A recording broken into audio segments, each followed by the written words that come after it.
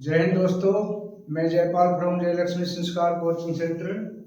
और जैसा कि मैंने बताया कि मैं एक्स सर्विसमैन के लिए हर दिन नई अपडेट लेकर आता हूं, तो आज बड़ी खुशी का दिन है 25 सितंबर 2024, क्योंकि इसमें कई दिनों से इंतजार था कि जो कैबिनेट की मीटिंग होनी है उस मीटिंग में अहम फैसले लिए जाने थे। तो आज वो खुशी का दिन है 25 सितंबर 2024। तो सबसे बड़ी खबर कि हमारे पेंशनर जो है परेशान हो रहे थे कि हर बार जो है 23 या 24 तारीख को स्पर्श का मैसेज आ जाया करता था कि आपकी जो है खाते में इतनी पेंशन क्रेडिट होने वाली है, लेकिन वो नहीं आए। पेंशनर परेशान थे। आज 7:46 पर मेरे मोबाइल पर मैसेज आया, तकरीबन सभी के मैसेज आया होगा। उसमें लिखा था कि your bank account number is being credit by ₹30,200 towards pension of September 2024। तो सभी के साथ मैसेज आ चुके होंगे। तो आपकी जो सितंबर की पेंशन है वो अकॉर्डिंग टू OROP3 के तहत आपके अकाउंट में जमा होने जा रही है। तो पॉइंट वाइज पॉइंट बताऊंगा, सारे पॉइंट जो भी कैबिनेट मीटिंग में हुए वो सारे पॉइंटों से आपको अवगत कराऊंगा। पहला है कि आज पेंशनरों के लिए बड़ी खुशी का दिन, पेंशन मैसेज आना शुरू। केंद्रीय कैबिनेट की मीटिंग में कर्मचारियों को क्या क्या मिला वो सभी मैं आपको एक एक करके बताऊंगा। तो पहला है कि डीए में बढ़ोतरी का ऐलान।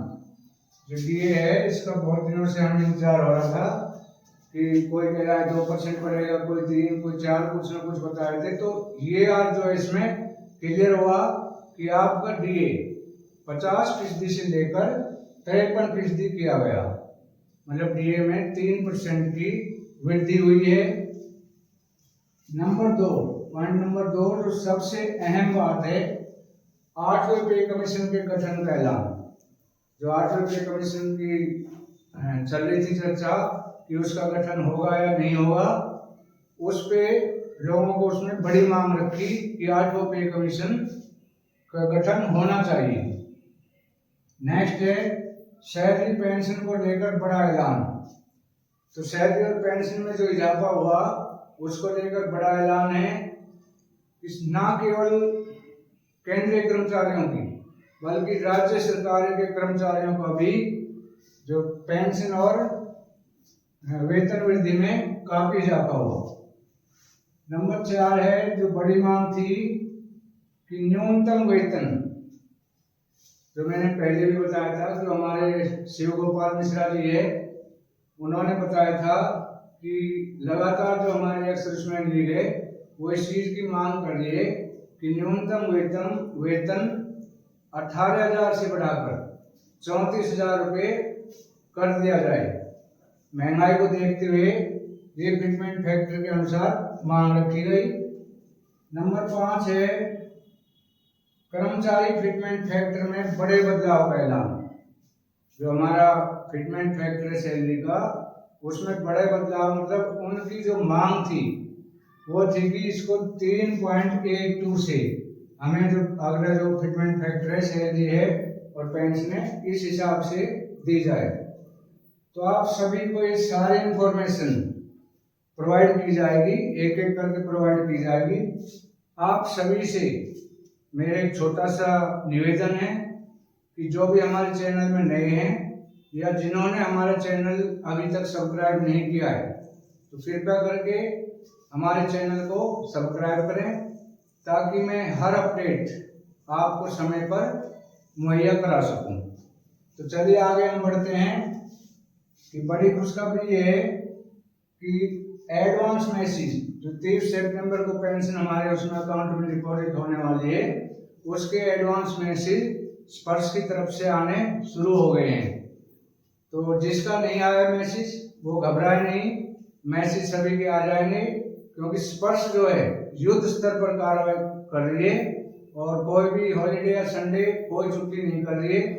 तो सभी को दिवाली से पहले आप लोगों के अकाउंट में OROP3 इसकी पेंशन एरियर, और कोशिश जारी है कि जो 3% महंगाई भत्ता बढ़ा है वो भी दिवाली से पहले आपके अकाउंट में दिया जा सके, ताकि आपका त्यौहार हंसी खुशी मनाया जा सके।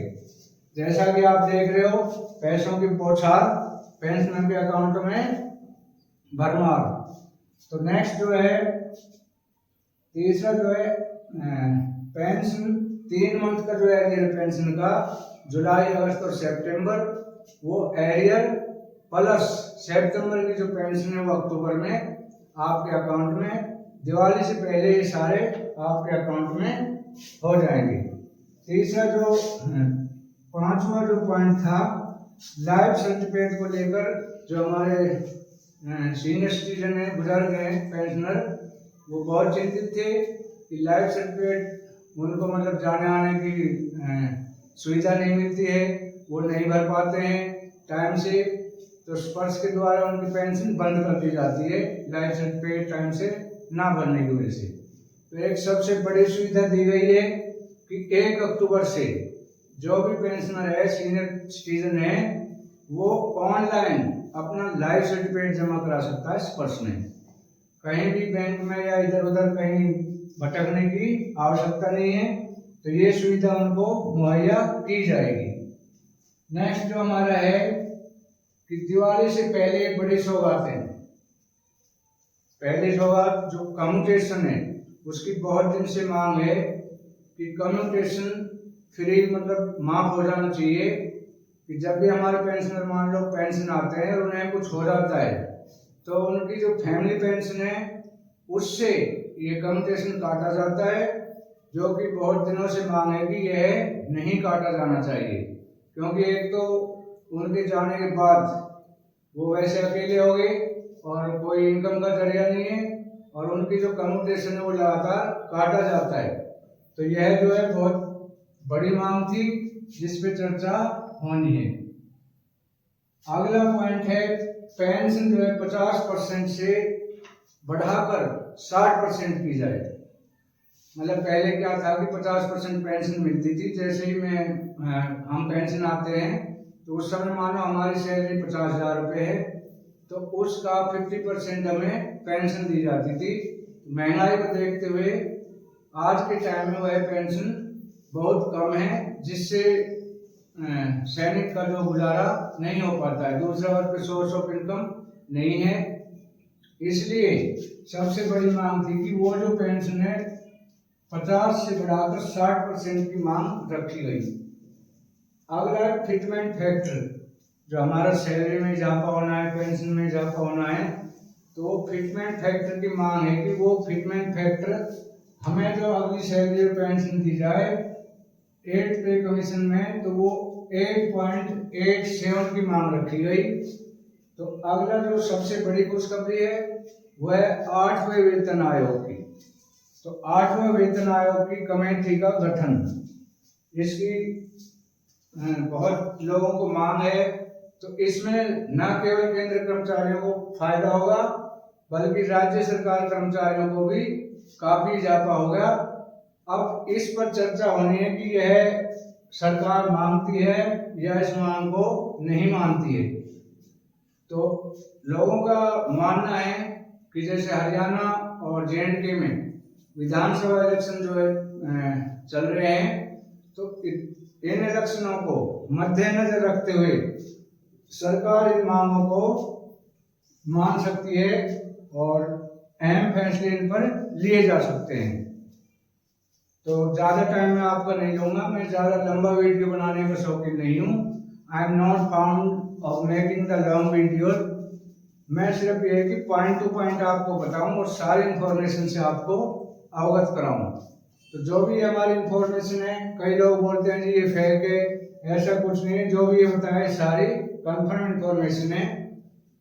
तो वीडियो अच्छी लगे तो लाइक, शेयर और सब्सक्राइब अवश्य करें। Thank you for watching constantly.